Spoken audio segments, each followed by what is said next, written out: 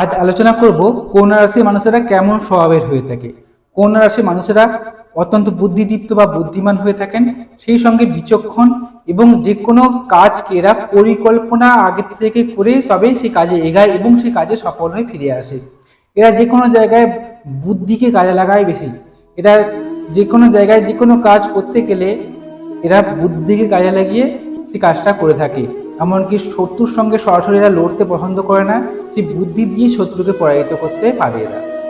এই কন্যা রাশির মানুষদের মধ্যে একটা খারাপ দিক হচ্ছে এরা অত্যন্ত খুঁতখুঁতে স্বভাবের হয়ে থাকে। দেখুন, কন্যা রাশির মানুষদের এটা হচ্ছে তার জন্মগত স্বভাব, খুঁতখুঁতে মানসিকতা। এই খুঁতখুঁতে মানসিকতার জন্য অনেকে এদেরকে পছন্দ করে না। তবে এরা অত্যন্ত বুদ্ধিমান এবং বাস্তববাদী মেন্টালিটির হয়ে থাকেন। বাস্তবের মাটিকে আঁকড়ে ধরে এরা চলতে পছন্দ করে থাকে।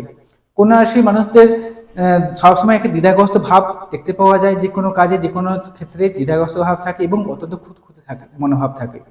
কন্যা রাশির মানুষদের জীবনে উন্নতি বেশি করে থাকে এরা ব্যবসার মাধ্যমে। এরা ব্যবসা করলে ব্যবসায় বুদ্ধি খাটিয়ে ব্যবসায় উন্নতি করতে পারে এবং এদের কমিউনিকেশন স্কিল খুব ভালো হয়ে থাকে।